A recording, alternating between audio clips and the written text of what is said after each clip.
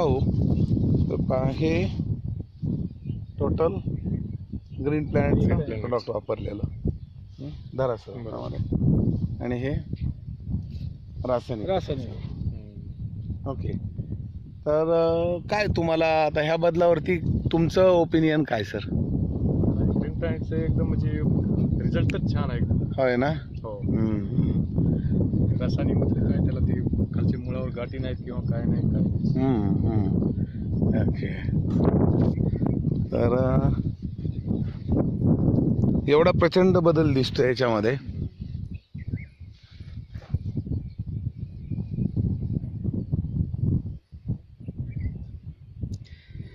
जवळपास इथे 25-30 शेतकरी दोनदा तीनदा येऊन गेले आणि सगळ्यांनी सांगितलं की कणशे साहेबांच्या शेतामध्ये खूप प्रचंड बदल झालेला आहे.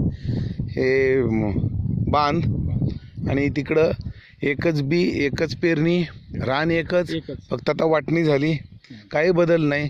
मशागत सारखी, बरोबर आहे, बियाण्यासारखं तुमचं मध्ये, फक्त काय तर भावाने तिकडं रासायनिक खतं वापरले है ना, आणि आपण जैविक वापरलं. सर तुम्ही ह्या रिझल्टवरती खुश आहात? 100% मी समाधानी आहे.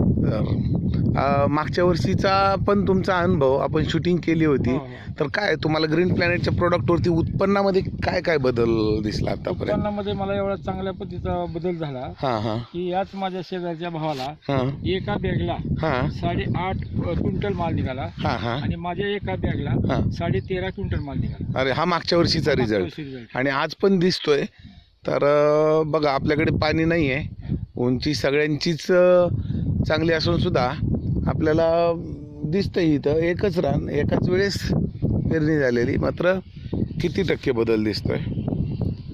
काय वापरलं पाहिजे? शेतकऱ्यांनी रासायनिक खतं वापरली पाहिजे का जैविक? आता नाही, प्रत्येक शेतकऱ्यांनी माझं प्रत्येकाला तळमळीची आणि कळकळीची विनंती राहील की मागच्या जी 10-20 वर्षापासून आपण जे 100% रासायनिक खताचा वापर करून जी गाळ्याची अवस्था फार म्हणजे निकृष्ट करून टाकली आहे, तर भविष्यामध्ये आपल्याला जर आपल्या मुलांचं जीवन व्यवस्थितपणे जगावं असं वाटत असेल भावी पिढीचं, तर प्रत्येक शेतकऱ्यांनी सेंद्रिय शेती केल्याशिवाय पर्याय नाही. कारण सेंद्रिय शेती केल्यानंतर ग्रीन प्लॅनेटचे जे प्रोडक्ट आहेत ते आपली जमीन जी मृत अवस्थेत आहे, 100% भूमी पॉवर वापर केल्यानंतर जमिनीमध्ये सजीवपणा तयार होतो. यस सर, जमीन जिवंत झाली होतो. आणि मग परिस्थिती अशी आहे की जमीन जिवंत झाल्याशिवाय